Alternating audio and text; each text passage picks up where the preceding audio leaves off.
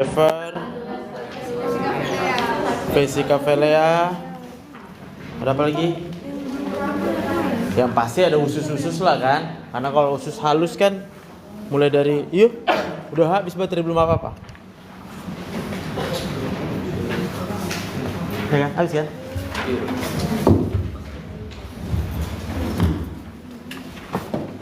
Lalu ada apa lagi? Di tengah, di kiri ada hipokondrium sinistra. Ada apa di situ? Gaster, terus limpa. Jadi limpa udah tahu apa gunanya limpa? Pembersih. Pembersih apa dia? Bersih ruangan. Racun.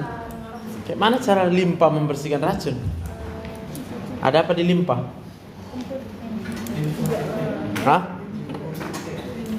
Di limpa itu organ retikulo endotelial.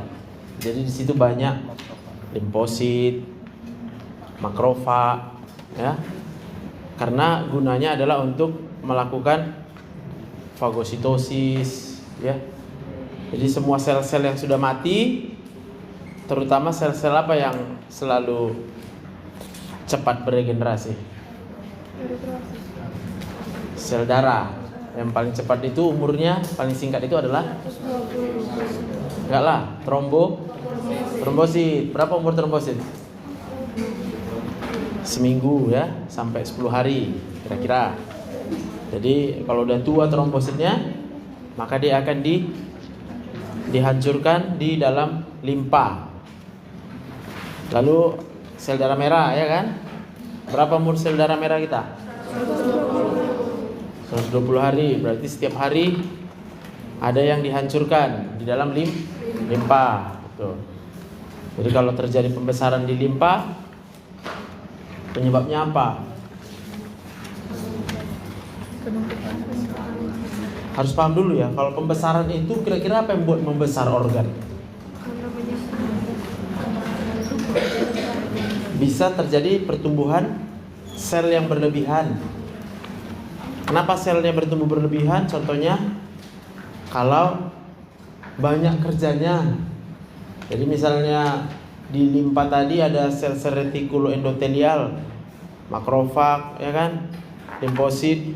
Kalau banyak yang dia kerjakan, maka otomatis jumlah sel yang bekerja akan bertambah. Terjadilah peningkatan jumlah selnya, sehingga terjadi, kalau pembesaran limpa namanya splenomegali, ya.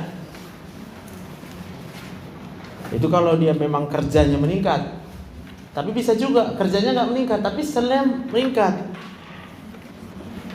Misalnya kalau dia mengalami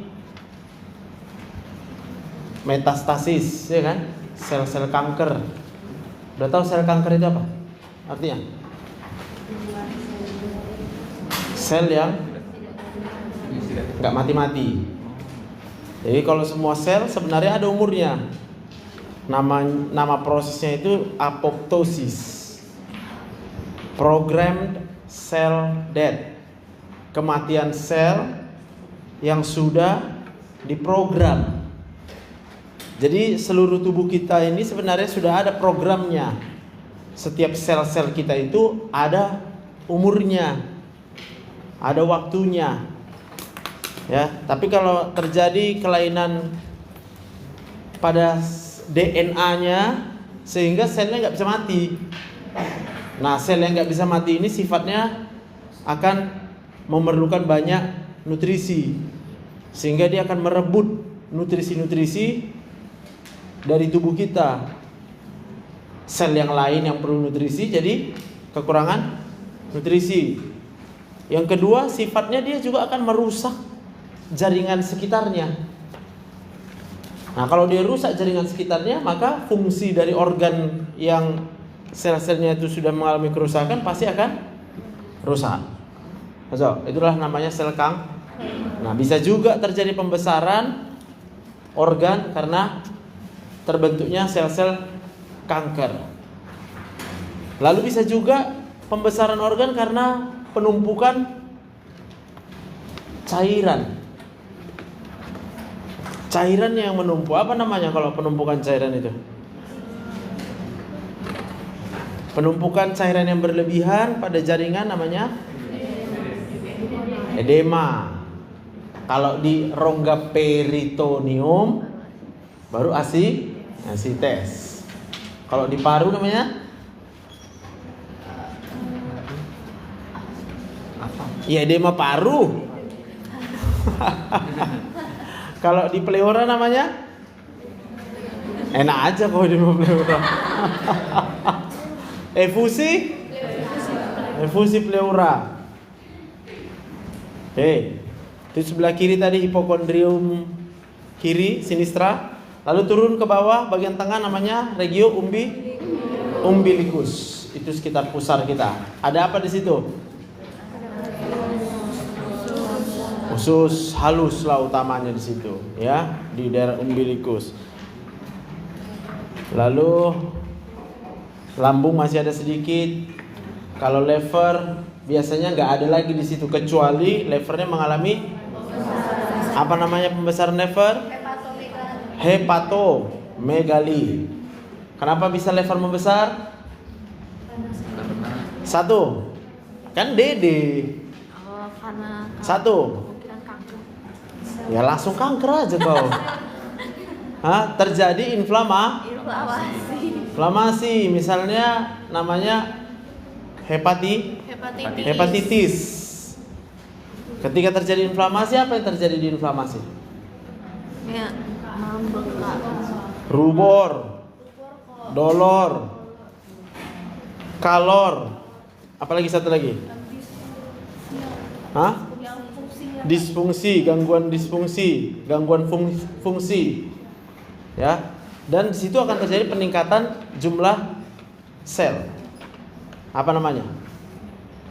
Sel apa yang meningkat ketika terjadi peradangan? Apa deh? Sel apa yang berperan dalam inflamasi? Belum belajar inflamasi? Leukosit lah. Mana mungkin kau belum belajar? Oh alah. Sel darah putih. Maka sel darah putihnya akan melepaskan sitokin peradangan. Apa itu sitokin peradangan? Gunanya apa deh? Kurang membaca. Kau deh, apa sitokin peradangan? Sibuk ngurus anak. Kau deh, apa sitokin peradangan? Banyak masalah hidupnya, ya. Sehingga nggak sempat belajar kalian. Itulah zat yang dilepaskan oleh leukosit. Gunanya untuk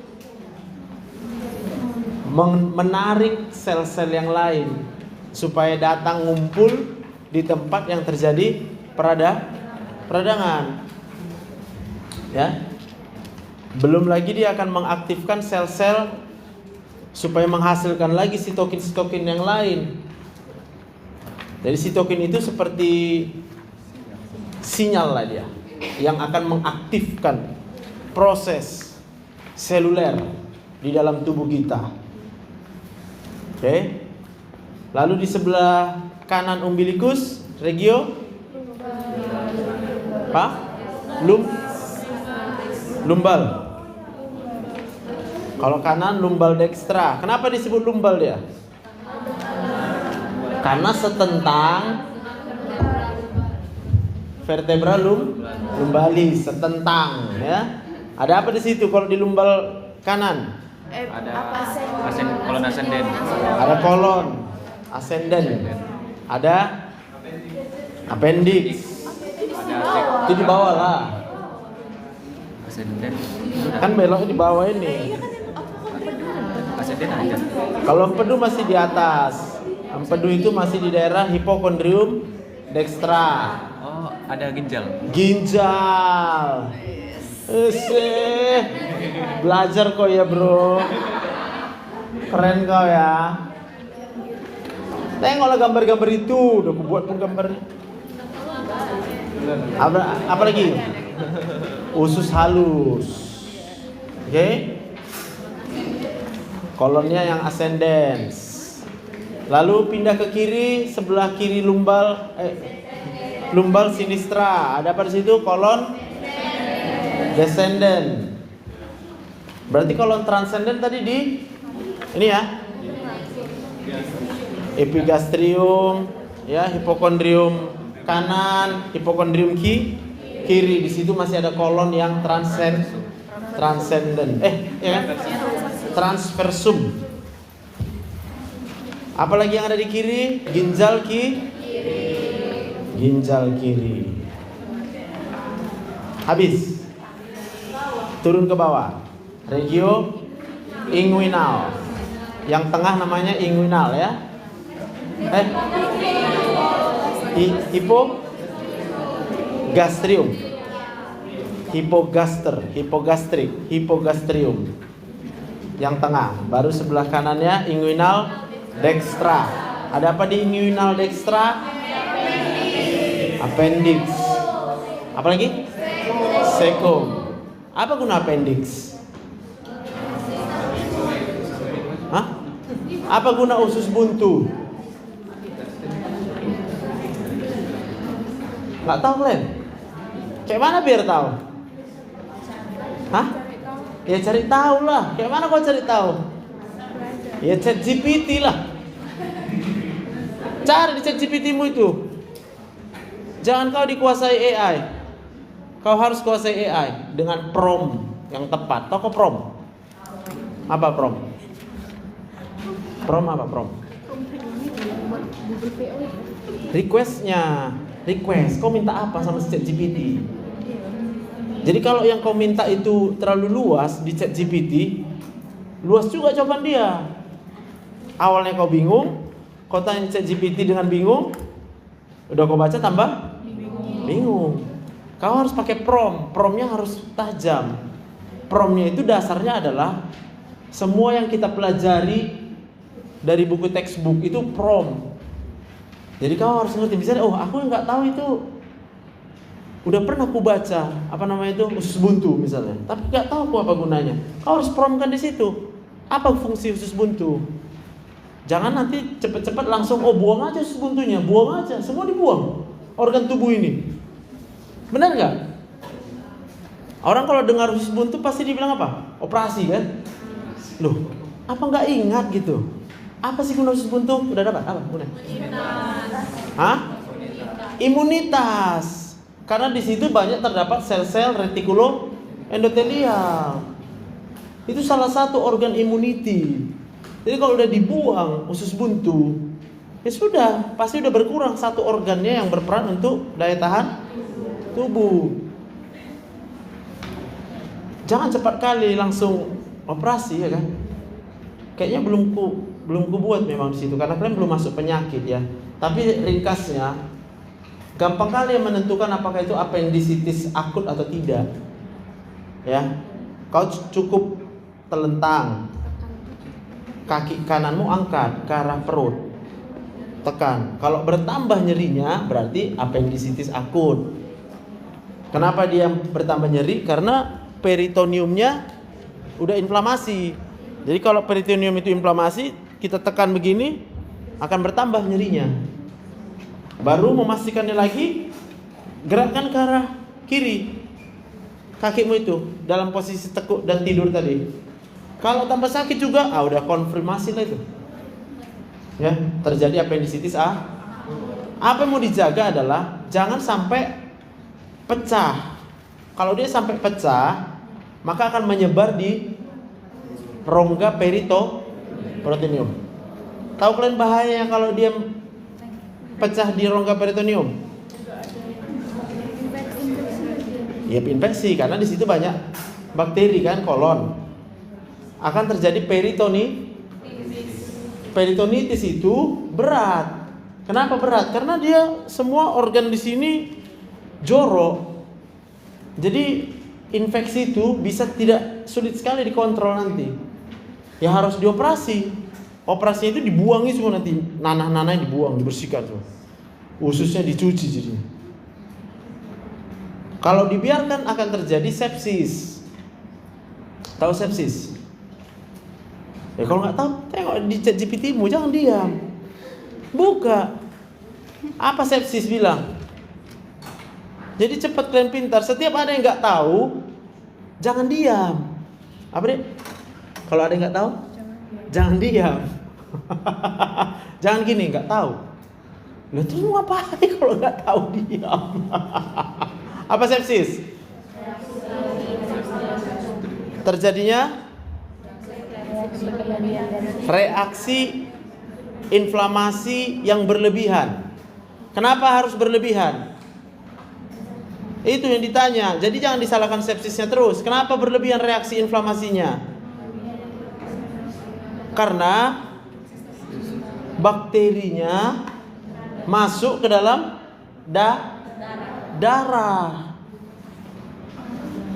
Kalau bakteri masuk ke dalam darah, di dalam darah itu banyak zat makanan.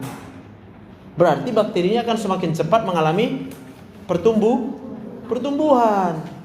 Kalau semakin cepat dia pertumbuhan, bakteri itu semua menghasilkan toksin. Toksinnya itu akan merusak enzim-enzim yang ada di dalam darah kita.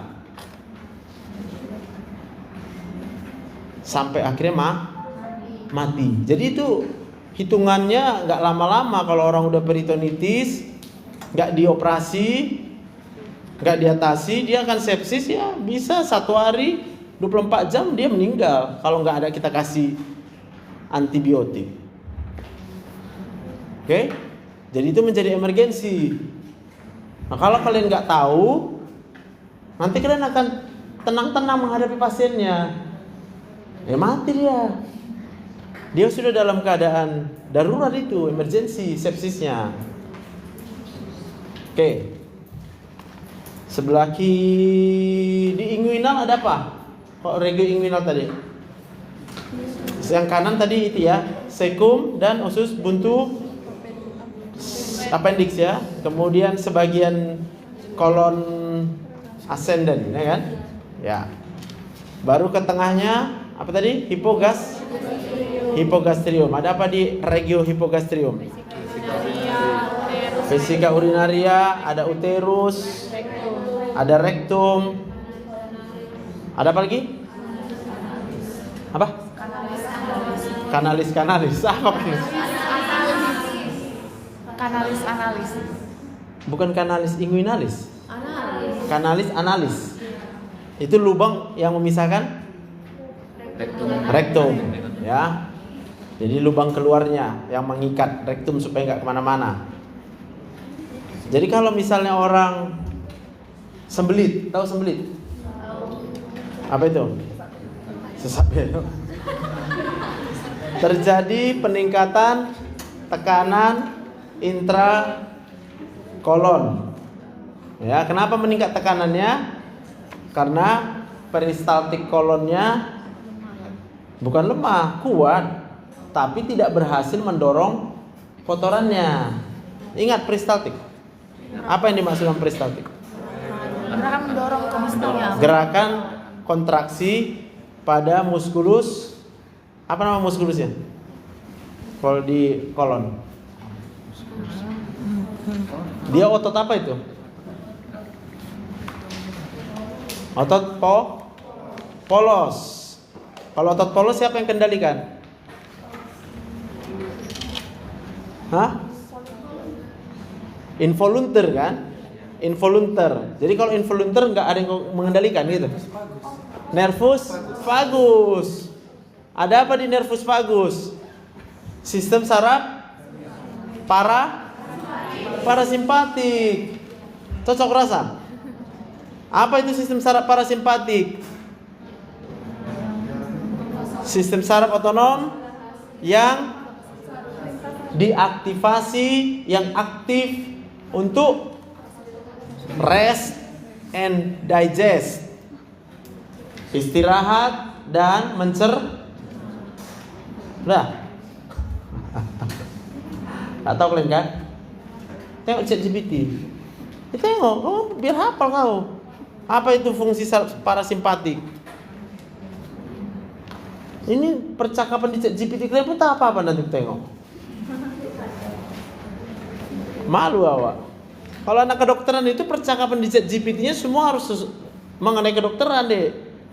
Yang lain-lain tak usah. Kecuali mendatangkan duit. Kalau kau buat di situ, buatkan aku bisnis kayak gini. Apa yang aku kerjakan? Terserah, menghasilkan, ya kan?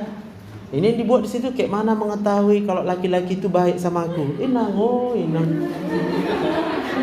Gimana caranya mencari jodoh? Iya, nggak zaman deh. Ya, kayak mana mencari jodoh? Menurut kamu kayak mana jodohnya? Datang sendiri gitu? Nggak perlu kau usaha gitu? Apa usahamu? Usahamu bukan mencari, nyortir, milih, itu kan kau pula yang nyari. Laki-laki yang mencari, kami yang nengok mana. Kalian cuma gini, nggak cocok kok, pindah, nggak cocok kau, gitulah. Jangan kau cepat kali percaya, pasti bohong dia. Nanti kau udah menikah, jangan tanya, kau sayang sama aku, jangan kau tanya. Pasti bohong. Dia pasti bohong lah dia. Ini enggak, nanti sedikit ditanya, sayang apa sama aku? Tanya ChatGPT. Oke. Dah. Apa katanya parasimpatik? Udah, aku tengok tadi deh. Parasimpatik mudah. Teraktivasi untuk mendorong makanan kan, mendorong sisa-sisa makanan kalau di kolon. Jadi dia berfungsi parasimpatik itu dalam keadaan tenang. Lawannya kan kalau simpatik teraktivasi dalam keadaan terancam. Ya, terancam nggak punya uang. Terancam karena pengen curhat, nggak ada bisa tempat curhat, terancam itu. Ya kan, pening kepala kau. Mana nih, mau sama siapa aku cerita? Sebenarnya bukan mau ceritanya, dia pengen ada yang peduli sama dia. Ada yang peduli sama kau? Siapa? Orang tua. Amin. Kau? Orang tua. Kau? Bohong kalian semua. Kalau percaya kalian orang tua kalian peduli sama kalian, tandanya rajin kalian belajar, tahu kalian? Kalau malas kalian belajar, nggak percaya kalian kalau orang tua kalian itu peduli sama kalian. Dalam otak kalian, aku nggak mau jadi kedokteran ini, nggak suka aku. Ya. Mamaku yang mau, bapakku yang mau. Mana belajar kalian? Tapi kalau percaya kalian, bapakku baik kali sama aku, mamaku baik kali sama aku, dari sekolah kan aku di kedokteran mahal kayak gini, belajarlah. Jadi nggak bisa kita bohong. Itu gunanya belajar biar pintar. Gitu. Dah, siapa yang percaya bapak mama yang peduli sama dia, angkat tangan. Dah, udah ingat? Udah masuk kotakmu. Kalau bapak mama peduli sama kau. Udah. Jadi ngapain kita di sini sekarang? Belajar. Otakmu kau pakai di sini untuk belajar. Oke? Gak usah kau mikir kemana-mana. Gak usah kau pikirkan itu semua. Kau di sini untuk belajar. Harapanmu semua yang indah-indah itu, kita semua harus punya harapan indah. Tapi kau harus tahu, siapa yang jawab itu? Tuhan. Pasti Tuhan jawab. Hidupmu berharga. Tahu kau berapa harga hidupmu? Tidak ternilai lah. Itu harga hidupmu. Oke? Terus. Udah habis. Lalu kita lakukan pemeriksaan fisiknya. Jadi ini kan organ pencernaan. Maka kalian harus mengerti sistem pencernaan itu gunanya apa. Dan harus kalian mengerti tadi yang mengatur sistem pencernaan kita itu adalah aktivasi dari sistem saraf parasimpatik. Berarti kalau kita dalam keadaan stres, pasti parasimpatiknya tidak bisa muncullah semua gejala-gejala gangguan di sistem pencernaan ketika kau stres. Ya. Ketika kau kecewa, ketika kau merasa down, ya. Pasti perutmu nggak enak. Siapa yang perutnya lagi nggak enak sekarang? Tercermin dari mukanya, kan gitu. Kau harus fokus. Perutmu akan enak sekarang kalau kau aktifkan parasimpatikmu. Oke? Kalau kau tenangkan. Sebenarnya kau udah makan kan? Oh belum. Emang makan untuk apa? Untuk ATP. ATP itu sumbernya dari mana rupanya? Glukosa. Dari mana lagi? Lemak. Akan diubah kan? Sekarang aku tanya, apa enggak ada lemakmu? Ada. Ya udah, jadi bisa kau nggak makan. Apa? Hah? Lagi stres? Jadi kenapa kita? Jangan. Kalian harus berpikir anatomi itu adalah ciptaan tuh.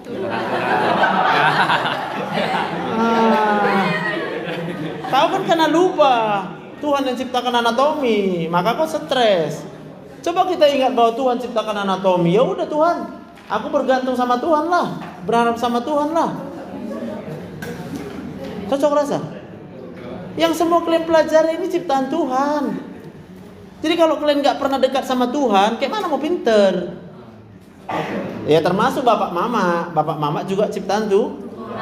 Iya, kalau kalian udah aku bilang, nggak ada kalian yang percaya 100% kalau bapak sama mama kalian itu sayang sama kalian. Percaya sama aku. Paling kuat di kisaran 80% kalian percaya kalau bapak mama itu sayang sama kalian. Sebagian besar atau bahkan semua kita di ruangan ini sering meragukan kasih sayang bapak dan mama kita. Ada yang merasa pilih kasih lah, ada yang merasa seharusnya aku nggak di sini lah, ada yang merasa kenapa nggak dikasih bapakku gini lah. Semua mau kita, tapi tidak dipenuhi sama orang tuh. Ih, panjang kali bilang ibu. Oke, saya. Jadi makan itu, dengar. Siapa suka makan enak? Angkat tangan. Kita semua suka makan enak. Oke, karena apa? Setiap kita mengkonsumsi yang enak akan naik dopamin di otak. Dopamin itulah yang membuat kau jadi tenang. Makanya orang yang lagi stres, dia pasti mikir mau makan yang itu. Masalahnya kalian lagi kuliah. Kayak mana mau makan Iya. Dikasih pun makan enak sama kalian sekarang nggak enak juga karena dalam ruangan kuliah. Ya. Saya coba tarik nafas lagi ya kan? Tarik nafas. Tahu kalian apa guna tarik nafas? Apa? Menaikkan oksigen. Supaya apa naik oksigenmu? Di badanmu ada sensor tahu kok kan? Udah belajar paru-paru pernapasan? Jadi kenapa gak tahu kau? Kenapa kau tetap bernapas? Karena ada sensor. Sensornya di mana? Ini arteri karotis. Di situ ada sensor oksigen, Besti. Ketika kadar oksigen di dalam darahmu turun, maka dia akan mengaktifkan sistem saraf simpatiknya. Lalu dia akan memerintahkan otot-otot pernapasanmu untuk kontraksi. Di mana aja otot pernapasan? Ini intercostalis. Kemudian ada di diafragma. Jadi ketika turun oksigenmu, kau nggak sadar, kau tarik nafas. Tapi kok nggak sadar, paham? Maka ketika kita secara sengaja menarik napas, yuk 2, 3 ya. Itu kita secara sadar akan memasukkan lebih banyak oksigen. Maka ketika oksigenmu masuk ke dalam darah, sensornya akan menyatakan mantap, oksigennya cukup. Sehingga apa? Sistem saraf simpatiknya dia tenangkan sedikit. Maka kau akan merasa tenang. Jadi kalau lapar, ngapain? Tarik nafas.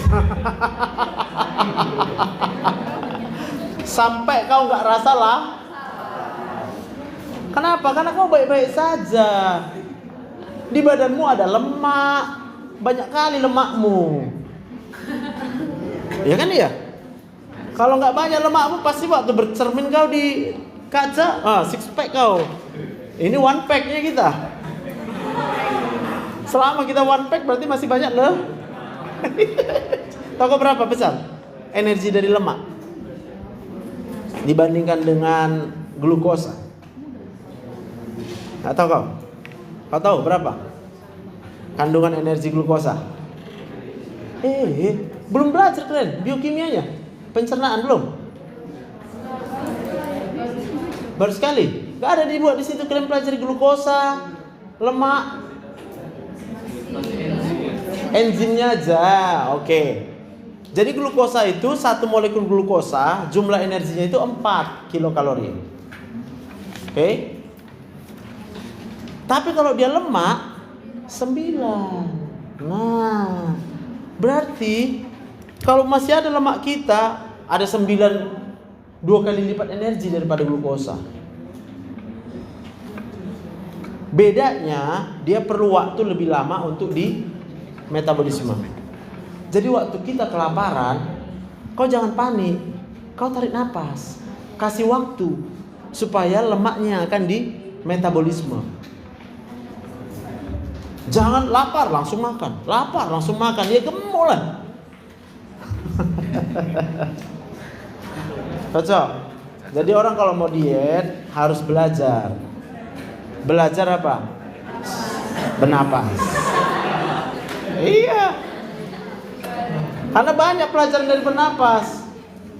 Betul nggak? Kau Dek, kenapa kau bisa bernapas? Karena lapar. Belajar. Kenapa kau bisa bernapas? Hah? Karena Tuhan. Amin. Sabar kalian. Apa rupanya yang dibuat Tuhan sama kau supaya kau bisa bernapas? Oksigen. Gratis itu. Jadi udah tahu kau betapa sayang Tuhan sama kau? Hah? Tahu? Yakin kau? Berapa persen kau yakin? 100%.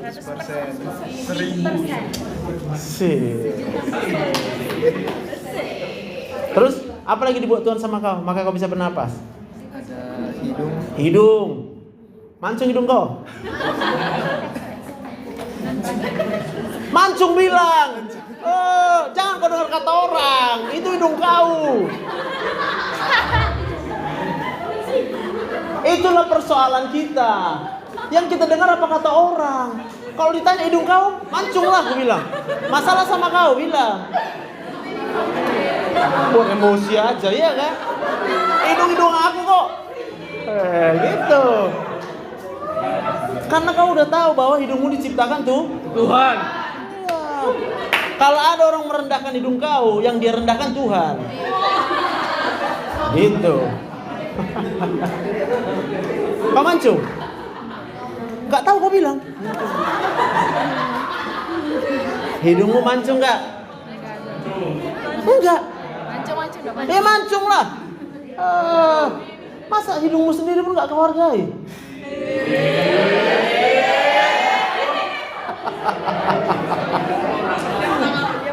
Nah, kira-kira begitu. Jadi semakin kau pinter, sebenarnya yang pinter itu adalah kau mengetahui apa saja yang diciptakan Tuhan di dalam tubuh kita. Itulah yang kita pelajari selama kuliah di kedokteran. Semakinlah kita menyadari betapa besarnya kuasa Tuhan. Cocok? Jadi jangan lagi ada alasan tidak semangat Kita itu memang belajar kerja kita. Ya. Ada kesempatan kau belajar. Kalau capek kau istirahat. Ada kesempatan kau Kalau capek kau istirahat. Maka ada jam-jam istirahat. Jangan kau Yang kalian lakukan, jam istirahat kalian Ya kan begadang kalian. Alasannya Itu diciptakan Tuhan untuk tidur. Dan jadi kalau kita tidur, kalian harus tahu apa manfaat tidur. Apa? Dalam hal belajar, apa manfaat tidur? Satu, kita fokus. Apa lagi? Konsolidasi. Konsolidasi memori. Jadi kita ngomong-ngomong gini pagi, nggak mungkin kalian langsung ingat. Tapi kalau nanti malam kalian tidur, tepat waktu jam 10 kalian tidur, percayalah, cukup kalian bayangkan kondisi ruangan ini, kalian ingat semua apa yang gua ajarin. Tapi harus tidur cukup, karena pada waktu tidur, konsolidasi memori. Kalau mau pelajari lagi neuroscience ya, pakai aja bukumu, pakai ChatGPT. Makin sadar kalian otak ini luar biasa. Tapi harus melakukan hal-hal yang benar. Kalau yang salah yang kita kerjakan, otak ini tambah bodoh. Paham ya? Orang yang tidak menyadari betapa dirinya itu adalah luar biasa diciptakan Tuhan, pasti dia tambah bodoh. Udah tambah bodoh, tambah jahat lagi. Itulah orang yang melakukan kejahatan sama sesamanya, karena dia nggak tahu siapa dirinya. Gitu. Kalau kau udah tahu siapa dia, kau kemana? Kalau kau udah tahu siapa dia berbuat yang jahat untuk kau ngapain? Doakan aja, kau lari pergi, jauhi dia. Kau udah dikasih Tuhan kemampuan untuk lari, nggak usah kau lawan. Kecuali Tuhan mau kau lawan dia. Pakai apa? Apa yang ada padamu. Betul? Apa yang ada padamu? Batu kerikil. Kerikil itu lempar sama dia. Macam Daud lawan Goliat. Lah. Kalau logikanya macam mana batu kerikil bisa membunuh Goliat? Itu bukan batu kerikil yang membunuh, itu Tuhan yang membunuh, karena Goliat menghina. Siapa yang dia hina? Dia menghina Tuhan. Jadi kalau ada orang menghina dirimu, kau tahu bahwa kau diciptakan oleh Tuhan. Maka yang dia hina adalah biar Tuhan yang membalas. Kau tenang-tenang aja, doakan dia. Bisa kau buat yang baik, buat. Capek kau, istirahat. Iyalah. Kalau capek istirahat guys. Tapi kalau lagi kuat tenaga kau, lawanlah. Lawan dengan kebaikan. Kalahkanlah kejahatan dengan kebaikan guys. Kau gak akan bisa mengalahkan kejahatan dengan kejahatan. Gak bisa. Makin jahat. Kok jadi cerita itu kita? Jam berapa? Jam 9. Ada pertanyaan?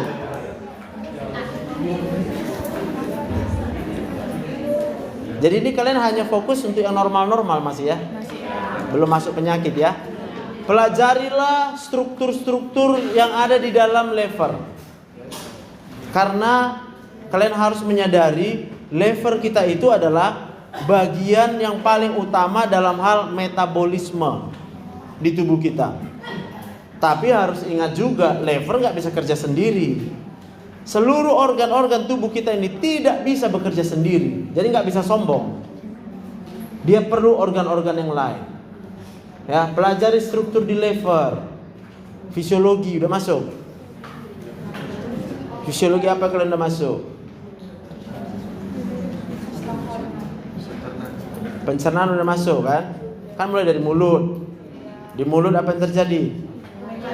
Mekanik. Pakai gigi, lidah, mengunyah. Ada di situ enzimatiknya? Enzim apa namanya? Lase, petialin ya. Lalu menelan. Kita bisa menelan karena ada peristaltiknya. Kenapa bisa ada peristaltiknya? Ada sarafnya. Kenapa ada sarafnya? Karena Tuhan.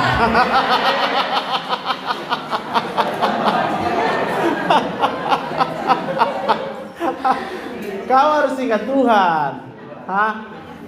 Udah kusuruh kalian sini cari ChatGPT. Apa yang terjadi dalam otak manusia ketika ingat Tuhan? Cari di ChatGPT kalian. Ketik sekarang. Apa yang terjadi di dalam otak manusia ketika mengingat Tuhan? Takut. Masa takut? Tengok situ. Udah, apa? Kau nggak ada ChatGPT? Jadi kenapa nggak kau lakukan apa yang gue suruh? Game ini nggak jago itu ah. Dia jago semua kalau digabung ya kan.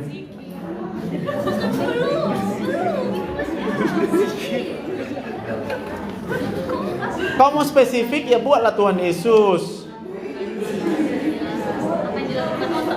Apa yang terjadi di dalam otak manusia ketika mengingat Tuhan? Apa kata Dek? Damai. Apa lagi? Senang. Bahagia. Jadi jangan kalian cari kebahagiaan di dunia ini. Duduk-duduk gini kita bisa bahagia biar kau tahu. Cocok rasa? Kau kan nggak bahagia sekarang. Kau ingat Tuhan. Kenapa kau masih hidup? Kenapa kau masih hidup? Karena Tuhan. Apa yang dikasih Tuhan sama kau? Banyak. Kenapa dikasih Tuhan banyak sama kau?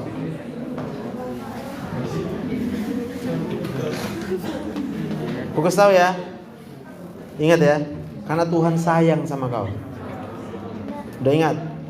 Apa rasanya? Bisa kau sedih? Gak akan bisa kau sedih kalau kau ingat Tuhan sayang samamu. Kalau kau sedih berarti kau gak melakukan apa yang kau bilang.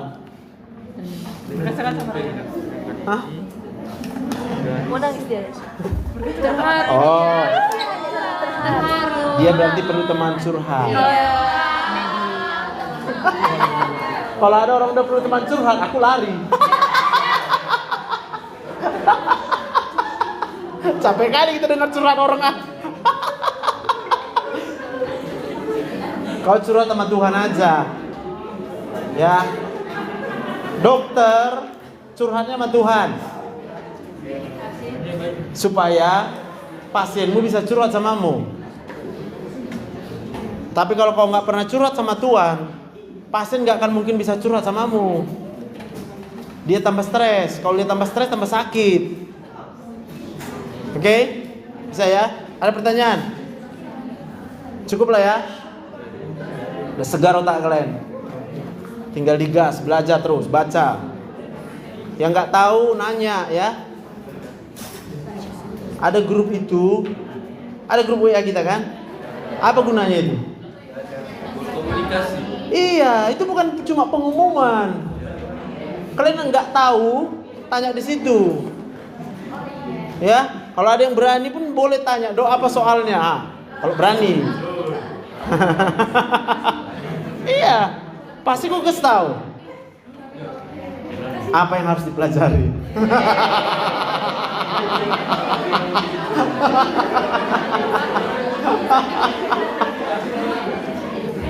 Dengar ya. Kalau kita di kedokteran ini, kombinasi kasus penyakit itu gak terbatas. Jadi jangan pernah berpikir kalau udah bisa menjawab satu soal ujian, udah merasa jago. Gak mungkin. Karena nanti pasien yang datang sama kau, ya semua lo sakit dia. Bingung kau nanti kalau gak punya dasar yang Jadi kuncinya itu adalah semakin banyak kau belajar, semakin bisa kau mengatasi, mengobati pasien. Gitu. Dan jangan lupakan, yang menyembuhkan itu hanya Tuhan. Gak bisa obatmu menyembuhkan. Kalau bisa kau bilang obatmu menyembuhkan, berarti kau kurang Belajar. Kau pelajarilah. Oh, rupanya gak bisa buat sembuh obat ini. Kan memang begitu. Obat itu semua kerjanya hanya sementara. Menghilangkan rasa Tahu kok gunanya apa menghilangkan rasa sakit? Supaya pasienmu bisa berdoa.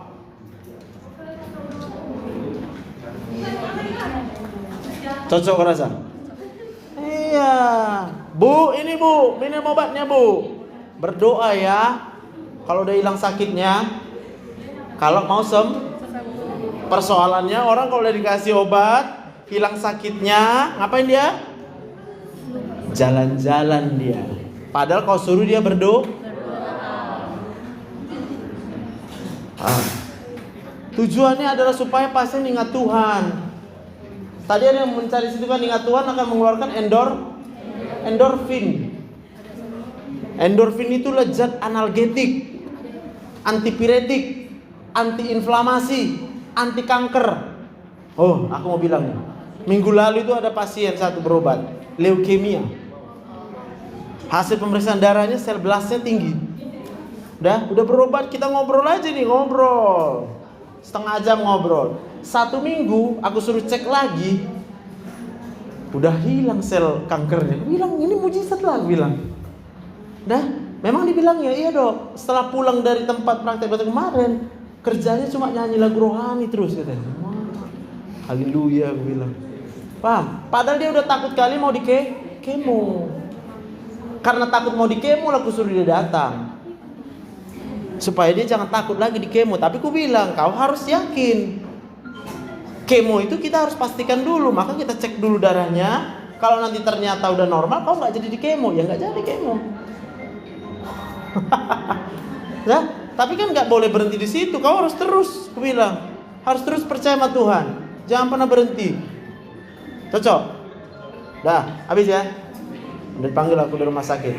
Thank you ya. Bye.